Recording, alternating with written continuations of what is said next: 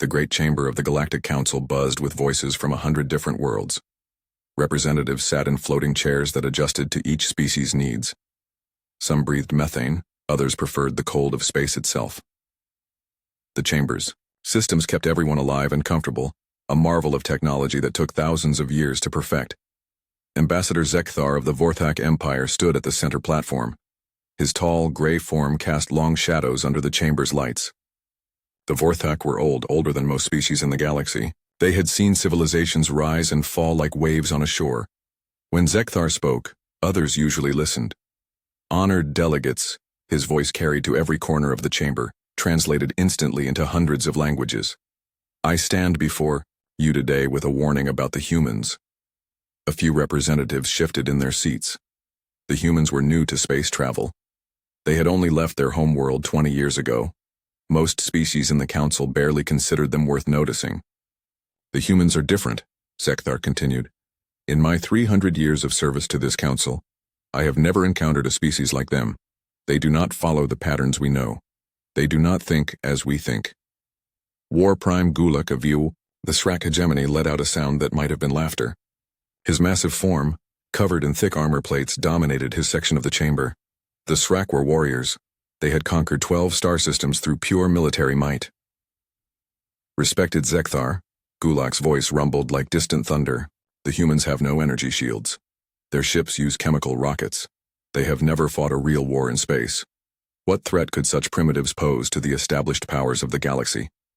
Murmurs of agreement rippled through the chamber. The human homeworld Earth was small and unremarkable. Their technology was centuries behind the galactic standard.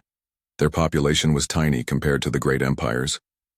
Zekthar raised one long-fingered hand for silence.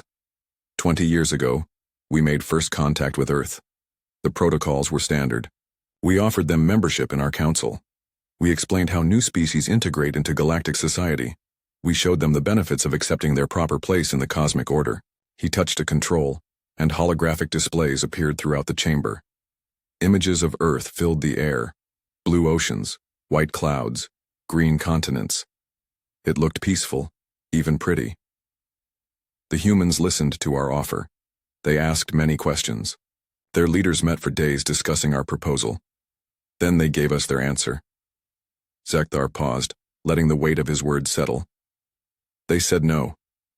The chamber erupted in surprised voices. Species did not refuse council membership. It simply was not done. The council offered protection, advanced technology, and access to galactic trade networks. Only fools rejected such benefits. They said no, Zekthar repeated over the noise, but not with anger or fear. They thanked us for the offer. They expressed interest in trade and cultural exchange, but they declined to accept council authority over their expansion into space. Ethereal Collective Representative Luminous Shard spoke next. The Shard's form was barely visible, a shifting pattern of light and energy that hurt to look at directly. The Ethereal Collective controlled minds like others controlled tools. They were masters of mental influence and psychic manipulation.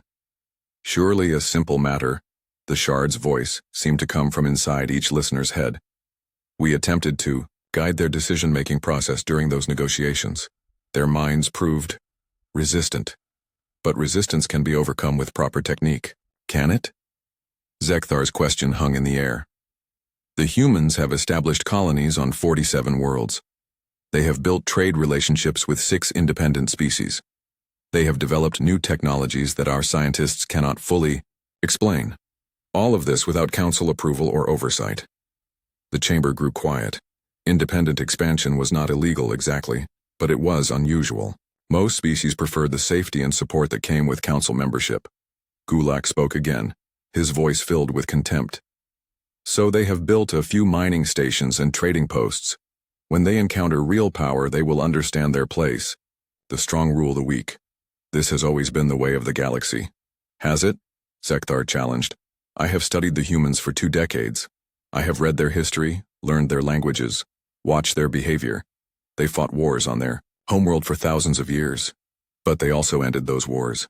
They united their entire species under a single government. They eliminated poverty and disease. They cleaned the pollution from their air and water. They did this in less than 50 years. He changed the holographic displays. Now they showed human cities, farms, and factories. Everything looked clean and efficient. The technology was simple but effective. Other species take centuries to achieve such unity, Zekthar continued. Most never achieve it at all. We still have wars between Srak clan worlds. The ethereal collective maintains control through mental domination. The Zephyrian trade union rules through economic manipulation. But humans chose cooperation. President Veltar of the Zephyrian trade union finally spoke. The Zephyrians controlled most galactic commerce. They were smaller than the Srak and less powerful than the Ethereals, but they had economic leverage over both. Cooperation is a luxury for the wealthy, Veltar said smoothly. When the humans face real economic pressure, they will join the council like everyone else. Control the resources, control the species. This is basic economics. Zekthar looked around the chamber, meeting the eyes of representatives from dozens of worlds. You see humans through the lens of your own experience. You assume they will behave as you would behave. You believe they want what you want. This is your mistake. He changed the display again. Now it showed star charts with human shipping routes marked in blue lines. The routes spread out from Earth like a spider web, connecting dozens of systems. The humans do not conquer worlds. They ask permission to settle them. They do not enslave other species. They hire them as employees and pay them fair wages. They do not hoard technology. They share it with anyone willing to trade honestly. Propaganda, Gulak snorted. No species is truly altruistic. They must want something. They do want something. Zekthar agreed. They want to explore. They want to learn. They want to grow. But most importantly, they want to remain free. And they seem willing to fight to stay free. The chamber fell silent. Fighting was understood. Every species in the council had fought for something at some point. But fighting for freedom was different from fighting for conquest or survival. Zekthar continued his presentation. Human psychology is unique in our records. They respond to challenges by becoming stronger. They adapt to problems by finding new solutions. They face obstacles by going around them, over them, or through them. They do not give up. All species adapt, Luminous Shard pointed out. Not like this, Zekthar said firmly. Most species adapt slowly, over many generations. Humans adapt within their own lifetimes. They modify themselves, their tools, their societies, their very way of thinking. They do this quickly and efficiently. And they do it while maintaining their core identity. He closed his presentation and looked around the chamber one final time. I am not telling you to fear the humans. I am telling you to respect them. They are not like us. They do not think like us. They will not react like us. If you try to control them as you control others, you will fail. If you try to predict their behavior based on your own, you will be wrong. The chamber was completely quiet now. Representatives considered his words carefully. Finally, Council Speaker Mordeth called for order. We have heard Ambassador Zekthar's warning about the human species. The Council will now vote on how to classify this potential threat. The voting took only minutes. The result was overwhelming. Humans were classified as a minor emerging species with limited expansion potential. The warning was officially noted and filed away. As representatives began to leave the chamber, Zekthar remained at the center platform. He had done his duty. He had given the warning his long experience demanded. But deep in his ancient heart, he knew they had made a mistake. The galaxy was about to learn what humans were truly capable of, and the lesson would not be gentle.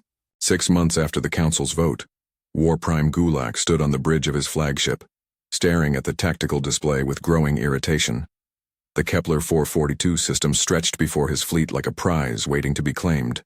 Rich asteroid, fields, abundant rare metals, and perfect positioning for future military operations. But humans were already there. How many ships? Gulak demanded, his armored fist clenching. 12 mining vessels, War Prime, his tactical officer reported. Basic designs. No shields detected.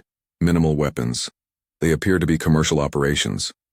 Gulak's mandibles clicked together in what might have been amusement. The humans had established mining stations throughout the system. Their ships moved between asteroids like insects, harvesting resources that rightfully belonged to the strong. Send the standard warning, he ordered. Tell them to leave immediately or face the consequences. The communication went out from the Srak flagship. 12 dreadnoughts hung in space like birds of prey, their weapons powered and ready. Each ship carried enough firepower to level a planet's surface. The human miners should have fled in terror. Instead, they responded with a polite message. "This is Station Commander Sarah Chen of Nakamura Singh Stellar Industries," came the reply in accented but clear galactic standard. "We have legal mining rights to this system under Earth expansion protocols, filed with the Galactic Trade Registry 6 months ago. We're happy to discuss resource-sharing agreements if you're interested in establishing operations here." Gulak stared at the display in disbelief. The humans were offering to negotiate. With him. As if they were equals. "They offer to share?" his tactical officer asked, equally confused. "With us?" "Apparently they do not understand who we are," Gulak growled. "Show them." The Srak fleet moved into attack formation.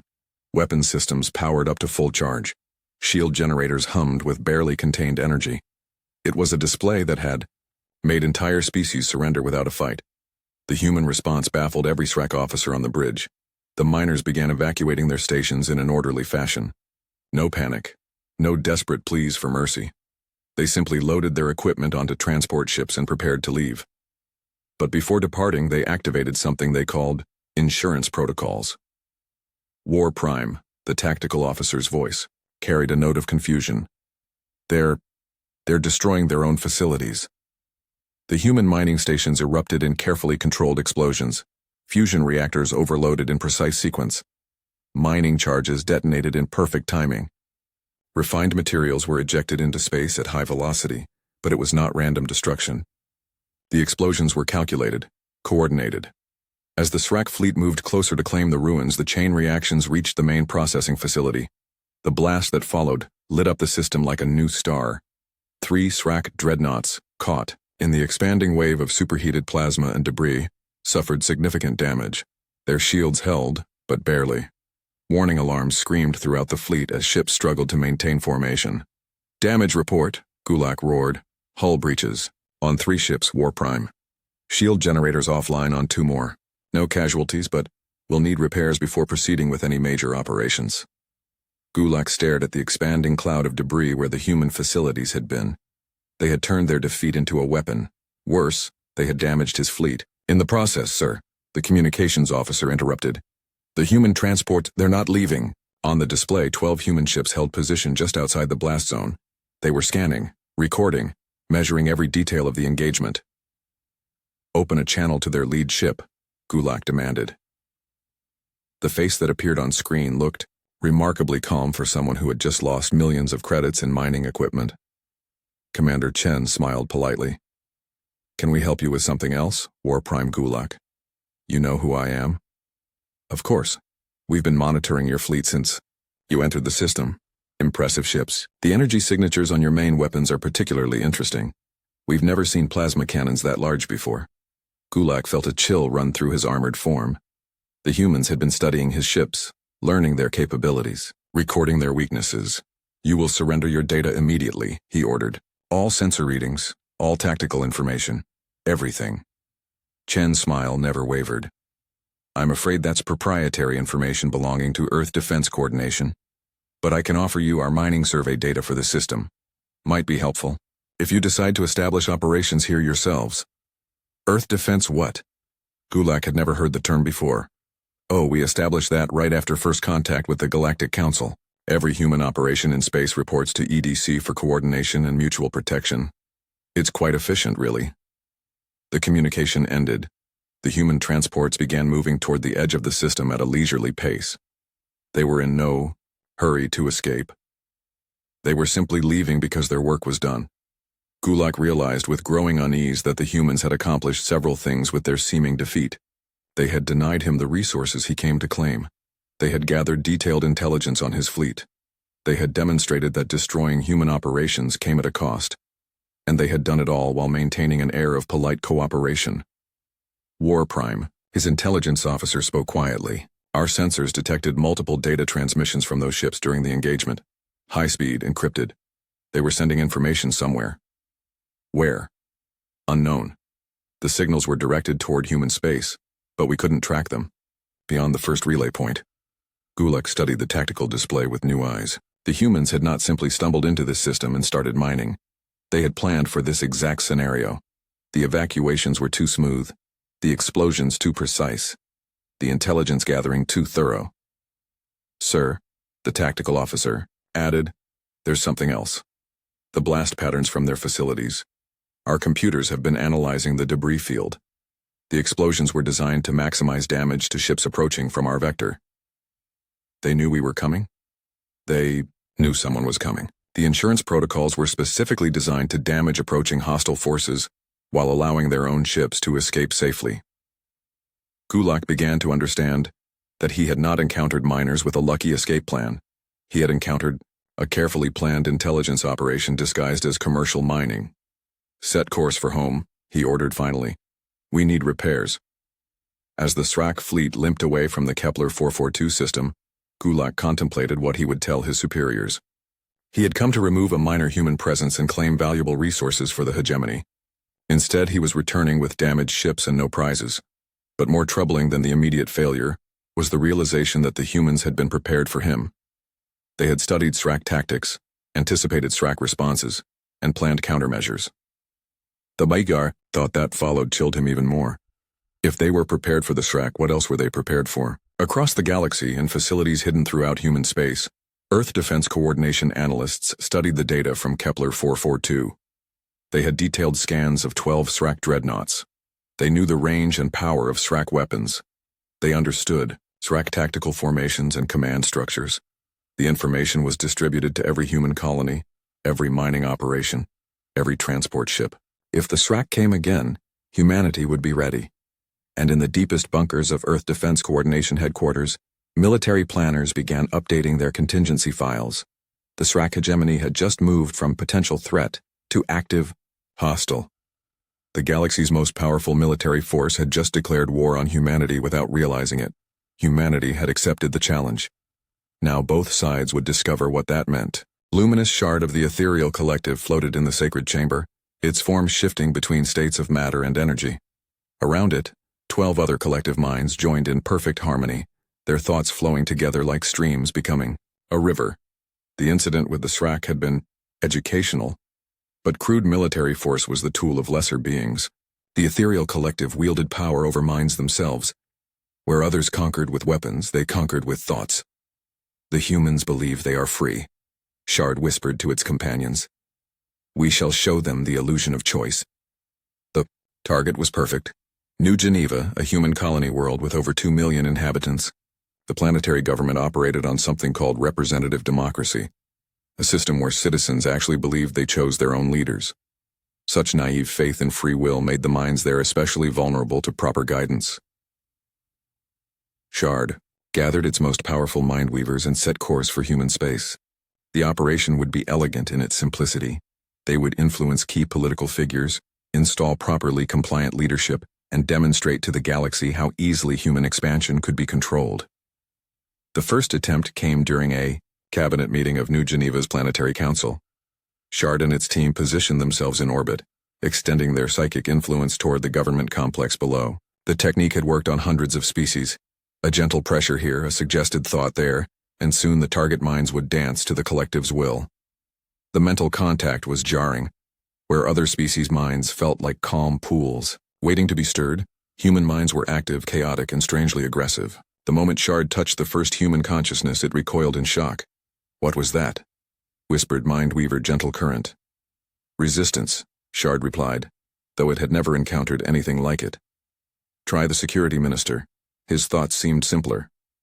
The second attempt was worse. The human mind not only rejected the psychic intrusion but seemed to attack it. Shard felt actual pain as the contact was severed forcefully from the human side. Impossible, breathed Whisper of Tomorrow. No species can resist trained mindweavers. Try multiple targets simultaneously, Shard ordered, disturbed by the failures. Perhaps their resistance weakens under coordinated pressure. All 12 collective members focused their power on the Planetary Council meeting. The psychic assault was enormous, capable of dominating an entire city's worth of minds. The result was catastrophic. Every human in the government complex suddenly screamed in unison. Not screams of pain or fear, but screams of rage. Pure, primal, fury that seemed to burn through the psychic connection like acid. Worse, something else happened. As the collective reeled from the unexpected response, several human minds began pushing back along the connection. Shard felt alien thoughts invading. its consciousness chaotic, unpredictable, but somehow purposeful. Withdraw, withdraw, Shard commanded, but it was too late. 3 of its mind weavers collapsed as human consciousness seemed to flow into their forms. The humans were not just resisting psychic control, they were learning to use psychic abilities themselves. In minutes, without training, by pure instinct, the collective fled to the edge of the new Geneva system, shaken and confused. In 12,000 years of mental manipulation, they had never encountered minds that could adapt so quickly to psychic attack. What are they? Gentle Current whispered, its form flickering with distress. Before Shard could answer, communication systems throughout their ship activated on their own. Human voices filled the chamber, speaking in dozens of languages but with the same message. We know you're out there. We know what you tried to do. Stay away from our worlds. The voices came from the 3 mind weavers who had been touched by human consciousness. They were speaking with human thoughts, human emotions, human determination. Shard ordered an immediate return to collective space, leaving the 3 compromised members behind. But as their ship fled, reports began arriving from across the galaxy. Human colonies everywhere were experiencing spontaneous psychic awakening. Citizens who had never shown mental abilities before were suddenly demonstrating telepathy, precognition, and other powers. The humans were evolving, in real time, in response to a single psychic attack. Meanwhile, on the other side of the galaxy, the Zephyrian Trade Union was implementing its own solution to the human problem. President Veltar stood before a holographic map showing trade routes throughout the galaxy, his fingers dancing over the controls as he explained his strategy to the Union's board of directors. Control is not achieved through force, he said smoothly. It is achieved through necessity. The humans need transdimensional crystals for their faster-than-light drives. They need rare elements for their fusion reactors. They need complex compounds for their life support systems. The map changed, showing resource locations marked in red. We control 67% of transdimensional crystal production, 82% of rare element mining, 91% of complex compound manufacturing. Simply put, the humans cannot expand without our permission. Board member Kreshta leaned forward. What if they try to find alternative sources? Impossible, Veltar replied confidently. These materials are rare precisely because they are difficult to obtain and process. It takes centuries to develop the necessary extraction and refinement techniques. The humans have been in space for only 20 years. The plan was elegant. Zephyrian ships would blockade key asteroid fields and gas giant mining operations. Human vessels would be required to pay protection fees for safe passage through neutral space. Any human attempt to establish their own resource extraction would be met with economic sanctions and trade embargoes. Within weeks, the blockade was in full effect. Human transport ships found themselves turned away from mining sites they had used for years. Trade agreements were suddenly cancelled. Supply shipments to human colonies were delayed indefinitely. Veltar monitored the situation from his command center, expecting to see human expansion grind to a halt within months. Instead, the reports that reached him were increasingly bizarre. Sir, his intelligence chief reported, the humans are not requesting negotiations to end the blockade. Of course not immediately, Veltar replied. They are probably hoping we will relent if they show defiance. Give them time to understand their situation. Sir, that's not what I mean. They're not slowing down their expansion at all. New colonies are being established on schedule. New ships are being launched. New trade agreements are being signed with independent species.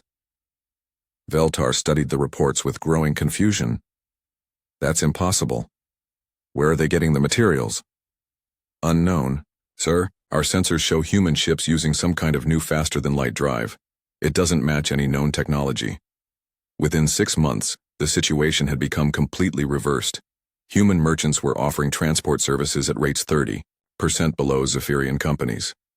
Their new ships were faster, more efficient, and required none of the rare materials the trade union controlled. Worse, human scientists were publicly releasing the specifications for their new technology. Any species could build their own Alcubierre-Chen drives, using common materials and basic manufacturing techniques. The Zephyrian monopoly collapsed in less than a year. How? Veltar demanded of his research teams. How did they develop century-advanced technology in months? We believe they didn't develop it, sir, his chief scientist replied nervously. We believe they already had it. The specifications showed design elements that would take decades to perfect, even with unlimited resources. They were hiding their true capabilities? It appears so, sir. Or they developed it specifically in response to our blockade. Our analysis suggests they began working on alternative FTL methods the day our restrictions took effect. Veltar realized with growing horror that the humans had not been caught unprepared by the blockade. They had been prepared for it, just as they had been prepared for SRAC military action and collective mental manipulation. The three major galactic powers had each tried to control humanity using their greatest strengths: military might, mental dominance, economic pressure. All three had failed. Worse than failed, they had revealed their methods while learning nothing about human capabilities in return. In emergency session, the leaders of the SRAC hegemony, Ethereal, Collective and Zephyrian Trade Union met via quantum communication to discuss their mutual problem. The humans are more dangerous than we realized, Gulak admitted reluctantly. They are not reacting as other species react. They are adaptive beyond any known biological parameters, Shard added, its form flickering with distress. Our mental probes have awakened abilities in their population that should not exist. Their technological development rate is impossible, Veltar concluded. They are either hiding advanced capabilities or developing them faster than should be physically possible. The three powers faced a choice. They could accept human expansion and try to coexist with a species that refused to follow galactic norms.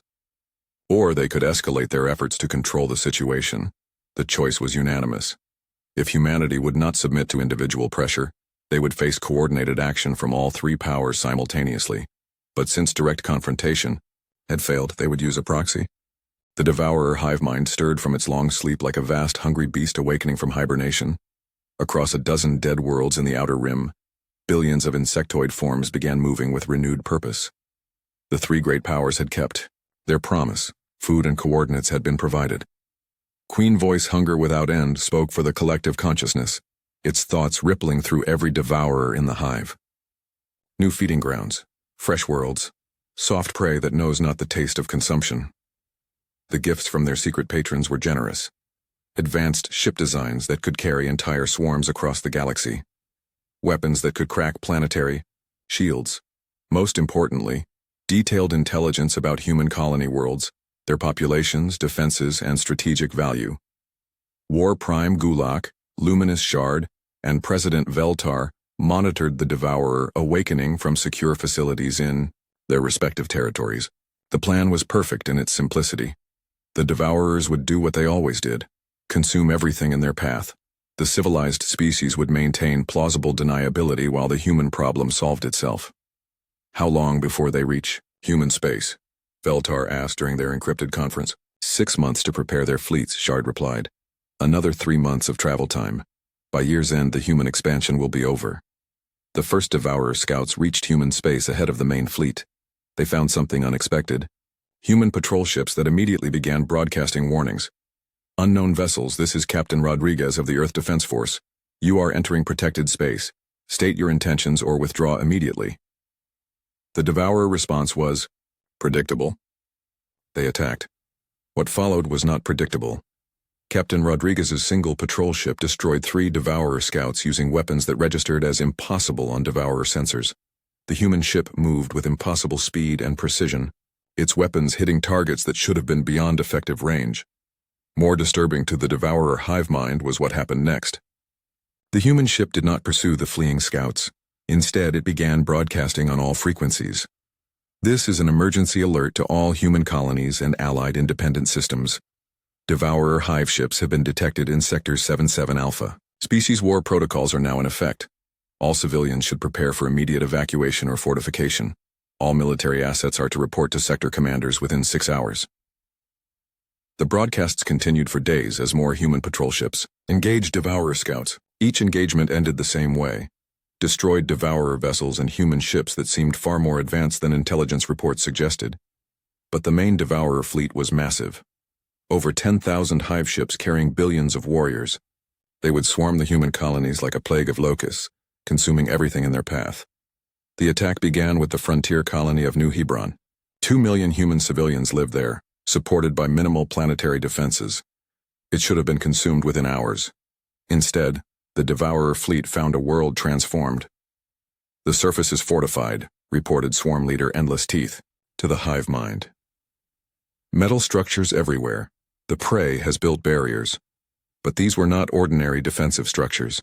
As the devourers descended to the planet's surface, the fortifications revealed their true nature. They were not built to keep the devourers out. They were built to trap them in. The moment the first devourer landing forces touched ground, the human defenders activated their prepared positions.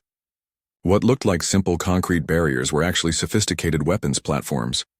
Automated systems began targeting individual devourers with impossible accuracy. More shocking was what the human civilians had done to themselves. They have modified their bodies for war, Endless Teeth reported in confusion. Enhanced muscles, improved reflexes, hardened bones. Some have mechanical parts, others have changed their brain chemistry. The colonists of New Hebron had transformed themselves into something between human and machine. They fought with coordination that matched the devourer hive mind itself, but retained the creativity and adaptability that made humans dangerous. The battle for New Hebron lasted 3 days. When it ended, the planet's surface was littered with devourer corpses. The human casualties were surprisingly light. But New Hebron was just the first target. The devourer fleet moved on to easier prey, expecting to find normal human colonies filled with soft, unmodified civilians. Instead, they found that every human world had been preparing for exactly this type of attack. Colony after colony fell to the devourer assault, but each victory cost more than the last. The humans were not fighting conventional defensive actions. They were fighting extinction wars, conflicts where surrender was not possible, and every resource was dedicated to survival. The most disturbing discovery came when devourer bioanalysts examined human weapons.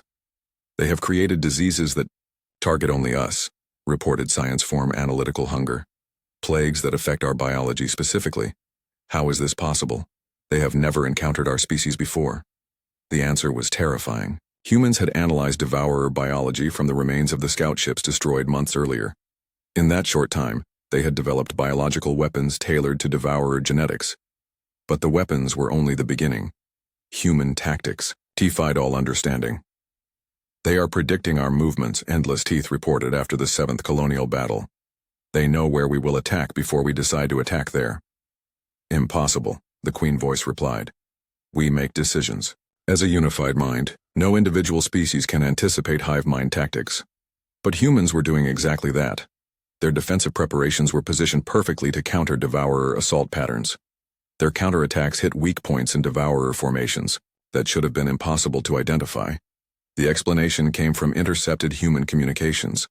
They were using something called game theory, combined with historical analysis, to predict devourer behavior. Human strategists had studied every recorded devourer attack for the past 1,000 years, identified patterns, and developed countermeasures. More unsettling, they were adapting faster than the hive mind could change tactics. After 2 months of fighting, the devourer fleet had consumed 12 human worlds, but they had lost over half their numbers in the process. Worse, human counterattacks were beginning to target devourer supply lines and staging areas. The prey has become the hunter, Queen voice admitted with something approaching respect. They are not content to defend. They seek to eliminate us entirely. The turning point came when human forces somehow traced devourer supply lines back to their source. Not just the outer rim territories where the fleet had originated, but the secret supply depots maintained by the 3 galactic powers. Evidence of Shrek weapons shipments, ethereal collective intelligence briefings, and Zephyrian trade union. Resource transfers fell into human hands like gifts from an angry universe. They know, Beltar whispered during an emergency conference of the 3 powers. They know everything. The proof was undeniable. Human forces had captured intact communication, equipment showing direct coordination between the devourers and their galactic patrons, shipping records, financial transfers, strategic planning documents. Everything needed to prove that the 3 greatest civilizations in the galaxy had conspired to commit genocide against humanity. The human response was swift and terrible. Human fleets that had been fighting desperately to save their colonies suddenly appeared in Srak, ethereal, and Zephyrian space simultaneously, ships that should not have existed, weapons that should not have been possible, tactics that defied every rule of space combat. Where did they get such ships? Gulak demanded as his frontier bases came under attack. They built them, his intelligence officer replied in shock. Our analysis shows these vessels were constructed in the past 6 months. They converted their entire industrial base to military production the moment the Devourer attacks began. Their entire industrial base? That's impossible. Sir, we're detecting industrial activity in every human system. Every colony, every mining station, every trading post. They're all producing military equipment. The truth was even more frightening than that. Humanity had prepared for this exact scenario. The moment the species war was declared, every human facility in the galaxy had activated hidden manufacturing capabilities. Civilian mining ships revealed military-grade weapons. Commercial, transport vessels deployed fighter squadrons. Peaceful research stations began jamming communications across entire star systems. The galaxy discovered that humanity had been preparing for total war since the day they left Earth. Every expansion, every colony, every seemingly innocent commercial venture had been designed with military capability in mind. The three galactic powers found themselves fighting an enemy that had turned their entire civilization into a weapon, and that weapon was now pointed directly at them. The proxy war was over. The real war was just beginning. 2 years later, Ambassador Zekthar stood once again in the Galactic Council chambers, but everything had changed. Where once the great powers had dominated with their massive delegations and ornate displays, now simple human representatives sat in positions of quiet authority. The chamber itself looked the same, but the energy was different. Smaller species that had been silent for centuries now spoke freely. Trade agreements were discussed openly rather than dictated from above. Representatives actually listened to each other instead of simply waiting for their turn to demand compliance. Zekthar had been asked to provide his final report on the human situation. As the Council's longest-serving diplomat, his words would be preserved in the historical archives for future generations to study. "Honored delegates," he began, his voice carrying the weight of 300 years of experience. "I stand before you to report on the conclusion of what historians will likely call the Three Powers War." Silence filled the chamber. Every representative knew the basic facts, but few understood what had really happened during those terrible months of conflict. "The Srak hegemony no longer exists as an independent power," Zekthar continued matter-of-factly. "War Prime Gulak and his military council surrendered unconditionally after human forces demonstrated the ability to destroy entire star systems using weaponized stellar engineering. Their territories now operate as the Srak Protectorate under human oversight." He paused, letting the weight of those words settle. The mighty Srak, who had conquered 12 systems through pure military might, had been reduced to a protected territory in less than 8 months.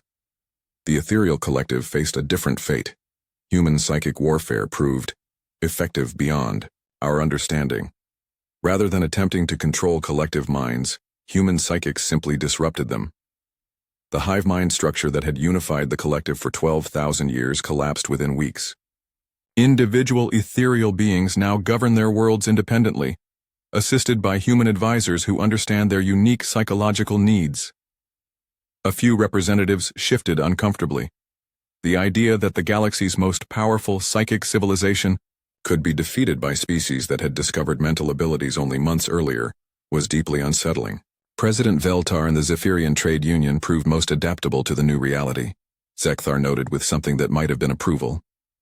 After their economic blockade failed and human technology made their monopolies obsolete, they negotiated a peaceful transition to new trade relationships. Zephyrian worlds now operate as independent trading partners in what humans call the Free Commerce Zone. He activated a holographic display showing the current political map of the galaxy. Where once 3 great powers had dominated through military force, mental control, and economic manipulation, now dozens of smaller governments cooperated through voluntary agreements. But this is not a story of conquest, Zekthar emphasized. This is a story of transformation. The humans did not replace the old order with their own dominance. They replaced it with something unprecedented in galactic history. Admiral Sarah Chen of the Human Defense Forces stood to address the chamber. Her uniform was simple but practical, bearing none of the ornate decorations favored by previous galactic powers. When she spoke, her voice carried the quiet confidence of someone who had helped reshape civilization itself. "We never wanted to rule the galaxy," she said plainly.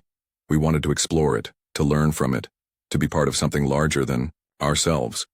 When we were threatened with extinction, we responded with the tools we had available. But our goal was always survival, not conquest. Yet you now control the most powerful military force in galactic history," observed Representative Kilmoth of the Centauri Federation. "Control is the wrong word," Admiral Chen replied. We coordinate it. Under our Constitution, human military forces can only be used for three purposes: defending human territory, protecting allied species who request our assistance, and preventing any single power from achieving galactic dominance. The last point sent ripples of interest through the chamber. The humans had deliberately limited their own power. Zekthar continued his report. What the humans have created is what they call aggressive equilibrium. They use their superior capabilities not to control other species but to ensure that no species can control others. It is a form of galactic governance we have never seen before. The evidence was everywhere. Human patrol fleets maintained shipping lane security, but they enforced trade law rather than collecting tribute. Human colonies welcomed alien settlers, but under terms of mutual benefit, rather than subjugation. Human technology was freely shared with any species willing to sign mutual, non-aggression treaties.